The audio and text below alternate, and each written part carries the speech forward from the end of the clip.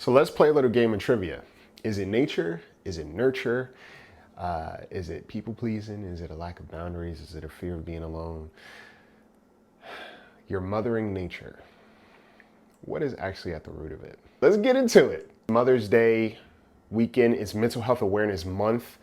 I love that these two things are in the same month because I think in a lot of ways to be motherly, even if you don't have children, is such a thing that everyone desires, right? Gender aside. Everybody you meet wants to be taken care of. However, when it comes time for us to show up for other people, that's where we get into the the nooks and crannies of why we cannot, our inability to, or our willingness to, okay? If you are the type of person that goes through life trying to make sure that everybody else is good, some of your habits may not always feel good to you. When it comes to having this mother nature, being caring, being thoughtful in a very healthy way, and sometimes unhealthy ways, it's very easy to get sucked into this good or bad dynamic. I'm good, they're bad. Or this person is treating me horribly and I'm just looking to take care of them. Or I deserve good because I am willing to give so much of myself. However,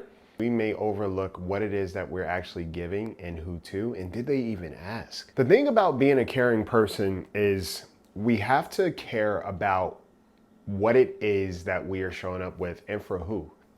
Because a lot of times we will lend ourselves into a space of abandonment very quickly, right? And it's easy to say what other people are not doing, but it's like, how are these people able to do that if you're not participating? And when it comes to being a nurturer, what does that look like for you? How do you define being a nurturer? Thoughtful. I'm always the one that everybody can depend on. I'm reliable. And then you go a little bit deeper. I'm also hyper independent, so I can take care of my own needs and no one ever has to worry about me, but I'm always there for everybody else. And I am here to help you guys rewrite that for the sake of all things that are good in this world. Please get rid of this idea that you are meant to serve this world in such a way where you give all of yourself and there is nothing for you to desire in return. It's manipulative. Anyone who tells you that you should give, you should continue to give without expectations is a person that demands you give to them without expecting anything in return, okay? But it's also important for you to recognize, well, what am I giving and who am I giving to and why am I doing it? A lot of times we feel that we are valid in what we're doing in our processes and that because we are willing to show up for people, and they do take a lot of times, you'll rarely see somebody deny being taken care of. We may fail to realize that, hey, this person didn't ask for this. I volunteered it. And when we start recognizing that a little bit more, we can kind of take a pause. Because why are you giving? Okay, what is the reason for it? Yeah, you want to be thoughtful, but are you thinking about boundaries? Are you thinking about your boundaries? Or are you thinking about this person's boundaries? When you think about being considerate, okay, are you considering the fact that, hey, am I giving this because I want to give it, or am I giving this because I want to be perceived a certain way? Am I giving this because this has never been given to me? And, you know, it's never been done for me, so I want to do it for other people. But sometimes we overlook that people in the world and in our lives may not be looking for the same things that we are. And when we understand that, we could at least flow through our relationships with a little bit more clarity. Because if you're a nurturer, 9 times out of 10, you probably say, well, yeah, you know, I always end up in these relationships with a bunch of takers. Well, how is it that you continue to stay there? If you recognize that that's the dynamic in your relationship, what's keeping you there? That in itself tells us something. If you are a perpetual giver, or you label yourself as that, I want you to just kind of, you know, quiz yourself the next time you feel like you're about to step into a space of giving and thoughtfulness. If I was to give to this person, will it be the last of what I have? If I was to give to this person, how would I feel if they did nothing with it, said nothing about it, or didn't reciprocate? Is my worth tied to what I am giving right now? If I give to this person, hopefully they see me as good enough. And you just do kind of like a yes, no, right? What's going on in my body when I show up? And sometimes we need to understand that when we are not even speaking up for ourselves, we are trying to take care of other people, but in reality, it's not. When you are given from a healthy place, that means you give people the opportunity to function in an honest relationship with you. Not this idea of what you think is going to be likable or desirable by these individuals. And when you give, you also stop, you kind of stop giving people a pass in terms of how they are treating you. We talk about this concept of boundaries, and a lot of times people think that a boundary sounds like you can't treat me this way, or it's not right that you treat me this way. A boundary is saying, hey, I notice that there's an imbalance in this relationship, and because of that, I'm going to reevaluate how we navigate, or I'm going to stop showing up, okay? Or I'm not going to participate as much, or these are not the kind of relationships that I want to continue to invest in. That's a boundary, right? Because a boundary puts responsibility on you. We have to remember that. A boundary puts responsibility on me to do the work. It doesn't demand of a person, it reflects my discipline as a person. And boundaries do take care of other people. Yes, they may feel gross. Sometimes they may feel super uncomfortable. You may fear that this person's gonna hate me. But a lot of times, the reason you're setting this boundary in the first place because you hate how you've been treated by this individual up until this point. You are not losing out on anything. And when I talk about the mothering nature and, you know, being this person that is just genuinely thoughtful and caring and considerate and just very sensitive, it's very easy to navigate the world wounded. And it's very easy to navigate the world with this idea that I'm gonna be forever alone or no one's like me. Or I want you to remember something. You are not that unique. And that's a beautiful thing. And what I mean by that is like, you are not so unique that you don't have needs. You are not so unique that you can continue to give in an infinite amount without ever being reciprocated to. You are not so unique that you deserve to go through the world and not be valued. You are not so unique that you can function solely on your own resource. Okay, remember, I am not that unique that I don't deserve community, support, love, respect. Especially if I'm willing to show up with it in a very authentic way. And granted, there are some people who think that they're being a good person and in actuality, they just want to appear good. So it's performative, right? It's people pleasing. It's a form of manipulation. Well, if I give you this and I continue to give these things, then you'll like me, okay? Maybe you'll accept me. Maybe you'll let me into certain things, or maybe you'll give me something in return that I'm looking for. And truth be told, we're all looking for something in our relationships. It's not always malicious, but what is it that you're seeking, okay? Am I seeking connection? Okay, am I seeking connection? Am I seeking somebody that I can build with? Am I seeking safety? Am I creating safety? And if you say yes, well, if I'm creating safety, that means I communicate properly. That means I have standards. That means I recognize my own level of self-esteem. That means I respect myself. And because of that, I can hold up a mirror to another person. That's being a safe space. People think, oh, I'm a safe space because you could come to me anytime you have a problem or anytime you need me, I'm there. That's not always practicing safety. Okay, because you become a danger to yourself. I want you to picture self-abandonment to look like this. Let's say there was a clone of you, or you had a twin, and you were this twin's best friend. This twin kind of relied on you to just, hey, I rely on you to keep me safe. I rely on you to protect me, not in a codependent way or a helplessness kind of way, but it's like, I just trust that you'll make the best decisions for me. I trust that you will keep me safe. You'll honor me. You'll respect me. Okay? You'll recognize the discomfort of certain things that I'm showing up to. You will protect me from harm. You won't continue to subject me, right? This twin is saying this to you. You guys communicated this in some way, shape, or form. The first chance you get, you push your twin into a crowded room that they are very uncomfortable in with all the things and people that they don't like or feel safe with. And you say, hey, come on, it's not so bad. And you continue to do that. You push this twin into these spaces, okay? You abandon them, right? So I want you to think about every time you continue to show up in these spaces and you give of yourself past your capacity, you're not speaking up for yourself. You're not fostering healthy relationships because you desire to be liked or desired by certain people. You are pushing yourself into spaces that are not the most conducive. That's self-abandonment. right? And I want you to keep that mental image. Or take a little kid. You push that kid into a very uncomfortable space, and they're like, hey, I don't feel safe here. I don't like these people. I don't like these things. These things make me feel bad. They hurt me. It's not just paranoia. Like, there has been historical evidence that these things are affecting me in a very negative way. And you say, hey, it's not that big of a deal. And then they come back to you and they're hurt. And you're disappointed at those people for hurting them. Versus looking at, hey, I pushed you into this. I subjected you to this. I was telling you to toughen up, or I was reminding you that it's not so bad. Sometimes when we are trying to be so nurturing to other people, we have to realize when we are neglecting ourselves. Your whole identity, and if you are a mom out there, or you're a parent, or you are someone who cares for people, again, very deeply, your goal in this life is not to self-sacrifice, so much so that your identity is lost. You are not who you want to be. You are who everybody else thinks that you should be, or who you think they think that you should be, to the point that you don't know what it is to be your own person, right? You put all these obligations and superlatives out in front of you. Oh, I'm the most helpful person. I'm the kindest person.